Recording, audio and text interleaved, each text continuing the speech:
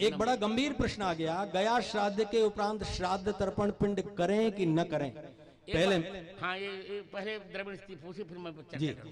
पहले श्रद्धेय द्रविड़ जी शास्त्री से अनुरोध है कि वो बताएं।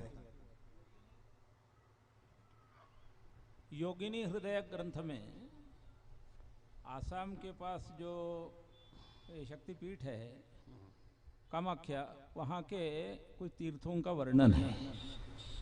उन तीर्थों में गय तीर्थ, शुक्ल तीर्थ, वामक तीर्थ इत्यादि लोमक तीर्थ वगैरह हैं। तो जीवित व्यक्ति अपने उद्धार के लिए जो आत्मपिंड प्रदान करे वो वहाँ पर योगिनी तीर्थों में योगिनी हृदय के योगिनी शैल के पास देते हुए गय तीर्थ तक ही दे, आगे के अश्वक तीर्थ आदि में न दे। यदि देगा तो प्रतिवर्ष 1 मास या 2 मास उसकी आयु कम होगी। इसके लिए वहाँ कहा गयान्तम पिंडदानम, यानी गय तीर्थ तक ही पिंडदान करना। ये आत्म पिंडदान है, मृत लोगों के लिए पिंडदान नहीं है। ये जीवित व्यक्ति स्वयं के उद्धार के लिए वहाँ पिंड दे सकता है, वो गय तीर्थ तक ही दे, आगे न दे। वहाँ का वाक्य है गया अंतम पिंडदानम, गय अंतम, ऐसा। तो उस भ्रम से उसको लेकर के गया के लोग बैठ गए, गया अंतम पिंडदानम इसलिए कहते हैं, उसमें कोई तत्व नहीं है, करना चाहिए पिंडदान। बहुत श्रेष्ठ। पूज्य ब्रह्मचारी जी महाराज भी इस पर 2 क्षण बताएं।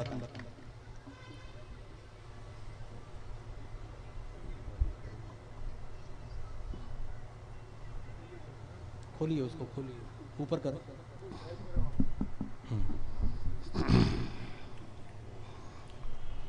ओम नारायण नारायण। हाँ बोलिए, अरे बोल रहा है। गया श्राद्ध के बाद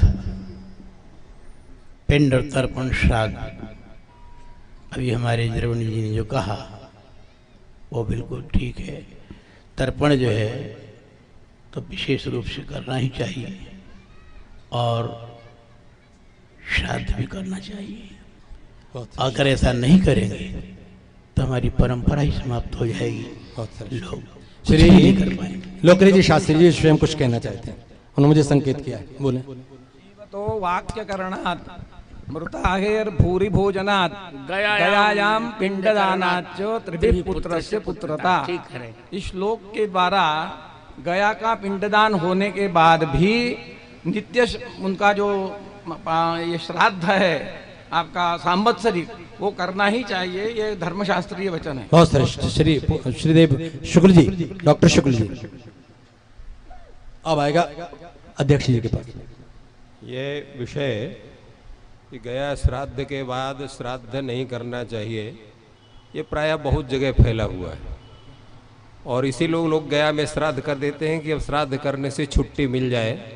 ये कौन पिंडदान करे, कौन जलदान करे, तो ये शास्त्रीय विधि नहीं है। तो होता है पिंड। प्रश्न ये हुआ कि जब हमने गया श्राद्ध करके मुक्त कर दिया तो पितर बचे ही नहीं, तो उनको हम श्राद्ध क्यों करें, ये भी एक प्रश्न होता है। इन दोनों प्रश्नों का समाधान ये है कि आप देखिए, श्राद्ध किए होंगे जो वो सब जानते हैं, अंत में क्या कहा जाता है, पितृ स्वरूपी जनार्दन प्रियता नमः। वो पिंडदान पितरों के माध्यम से भगवान जनार्दन को आप पिंडदान करते हैं। आपको ध्यान होना चाहिए, प्रायः कहते हैं कि भाई पिंडदान जा रहा हूँ, तुलसी को मत आने दो। तुलसी दल से युक्त अगर पिंडदान हो गया तो वो अत्यंत प्रसन्न हो जाते हैं पितृगण।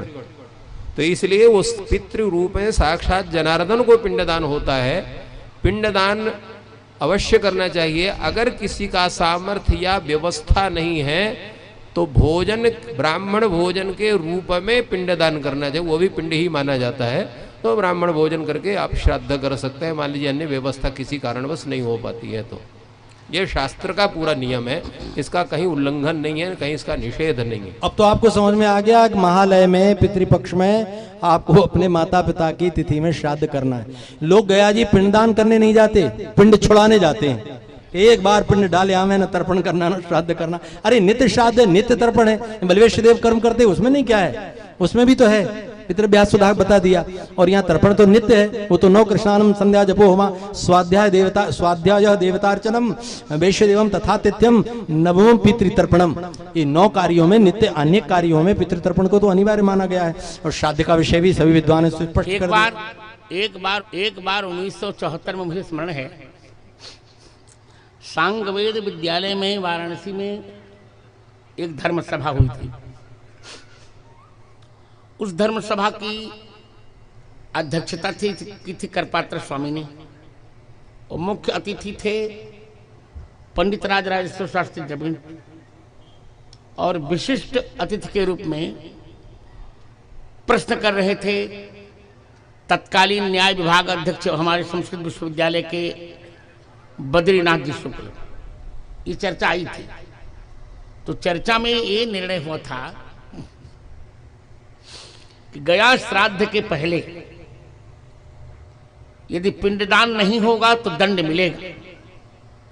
उन्होंने कहा कि गया श्राद्ध के बाद पिंडदान करना चाहिए। मान लीजिए किसी के पास धन नहीं है, तब वो प्रत्यवाय नहीं लगेगा, यही केवल गया श्राद्ध का महात्मा होगा।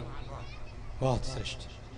माने अन्यत्र तो गया श्राद्ध के पहले तो प्रत्यवाय भी लगेगा।